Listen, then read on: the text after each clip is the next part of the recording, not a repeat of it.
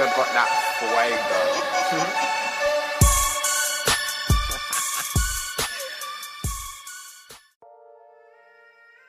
What's cracking, guys? Your boy Zoology here. Today we're bringing you our third episode of the podcast. Today it's just going to be me and Warden doing this one. This one's going to be a bit shorter than usual. It's because we're a little crammed up on videos and we have a special one coming out for you next week. So we're going to do a little short one here. We're probably looking about roughly 10 to 15 minutes max. Usually the other ones are about 15 to 25 minutes, give or take. So yeah, this one ain't going to be very long. And yeah, it's going to be me and your boy Warden today. So let's get right into it. Once again, you already know, I'm going to start it off and give you all the topic. So this week's topic, as y'all can tell in the title, is what do we think the greatest game of all time is? My opinion, and everybody's entitled to their own opinion before, so everybody has different taste in music. So personally, I'd say the greatest game of all time, me being a PlayStation player, I'm still going to have to give it to the one and only Xbox game, Halo. Halo, to me, the storyline of it and everything they've done so far, there's been a few cruddy Halos, but for the most part, I feel like Halo has dominated the series of gaming, and it's been a long, they've come a long way. I mean, Halo 2 is probably my favorite out of all of them. I love Halo. I've always thought Halo was a good game, and that was, like I tell everybody, if Halo to me is like the only thing keeping Xbox alive. If it wasn't for Halo, I would have nothing to do with Xbox. Like, I used to say Gears of War, but it went down. But yeah, Halo to me has held it in there for him. I've seen some games such as, right now, like you see The Last of Us. There's been games like Days Gone, Ghost of Tsushima, Horizon Zero Dawn, and games that we can even go further back on, from Black Ops 2, from Call of Duty, Minecraft. I've seen some great games in my life, and I was really in the air between Minecraft and Halo, because Minecraft, as old as the game is, it's still alive. It's not gone downhill. They're adding things. They're trying to make it better for the consoles.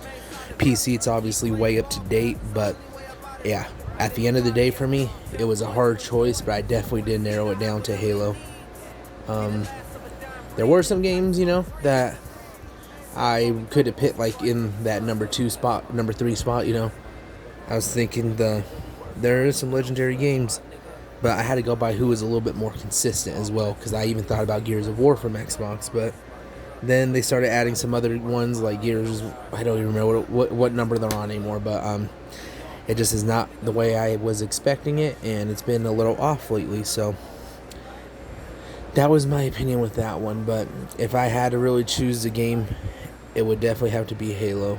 I just feel like that's more of a great game for me. As far as everything else, though, if I couldn't pick Halo or Minecraft, like you guys said, I'd be in the air with multiple games from there.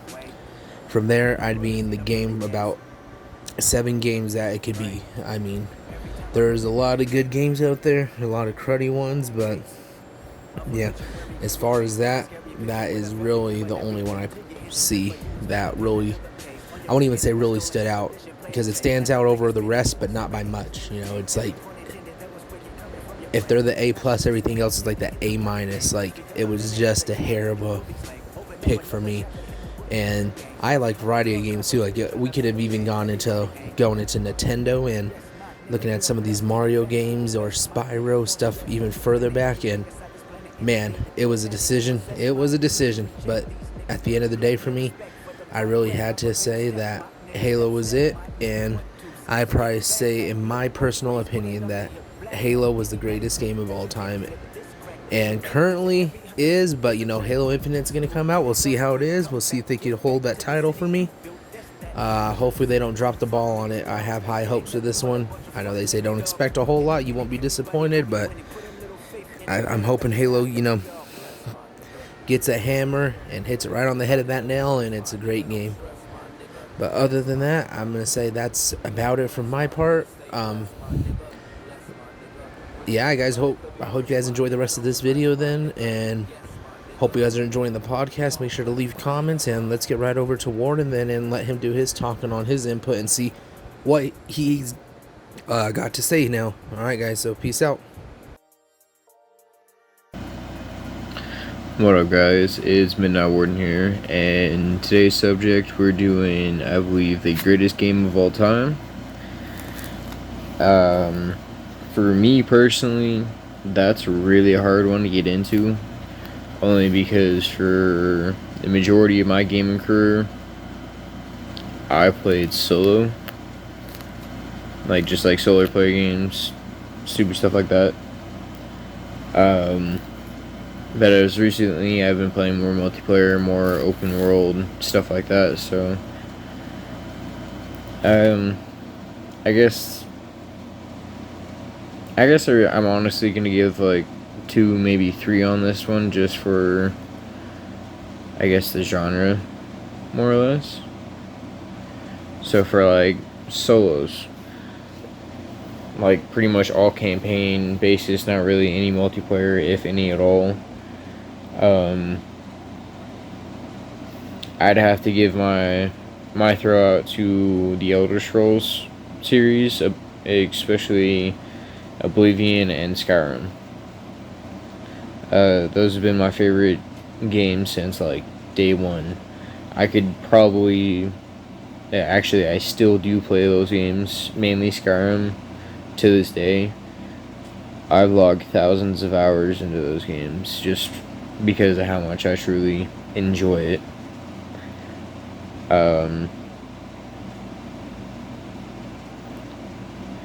But if I were to throw in, I guess, for multiplayer specific, that's kind of hard because there's a lot of good games out there. I don't want to just single one out, but I mean, at the same time, I think I'd have to throw it to Black Ops 2.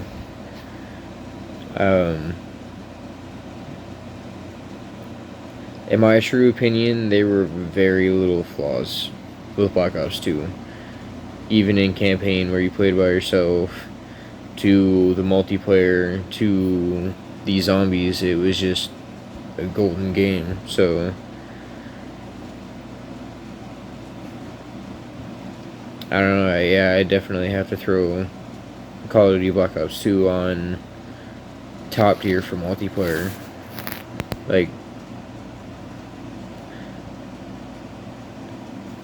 Yeah, just giving the fact that Black Ops 2 itself's multiplayer was such a big game and such a frequently run society. I don't even want to call it a committee because I feel like that would be downsizing its people too much. But I mean, it was such a big group of individuals that were just so hard set for this game, and yeah, you had some hackers and some idiot players, but really that's all games. But Black Ops 2, everybody was so hard set on actually playing. They weren't just messing around, they weren't trying to just wait it out till the last second. They were going hardcore because that was that game. And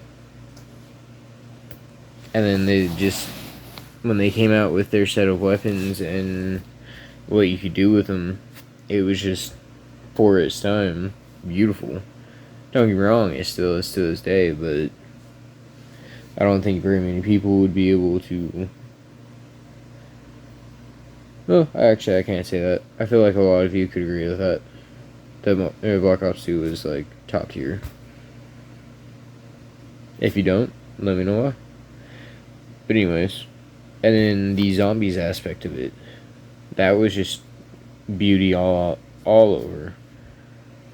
I've always been a big fan of the zombie series, especially on Black Ops 2. Is it Nocturne? I feel like I butchered that name, but it's still one of my favorite maps. And then getting all the DLCs, I do believe Moon and Buried. I may need to check up on that, but yeah, those are my 2 top favorite DLC maps.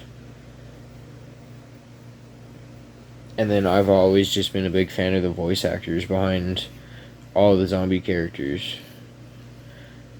Like, they were just so funny and so comedic behind it. It honestly made the experience like top tier each time you play the game. I feel like nowadays, anytime you get that, it's just kind of like a, yeah, I killed you.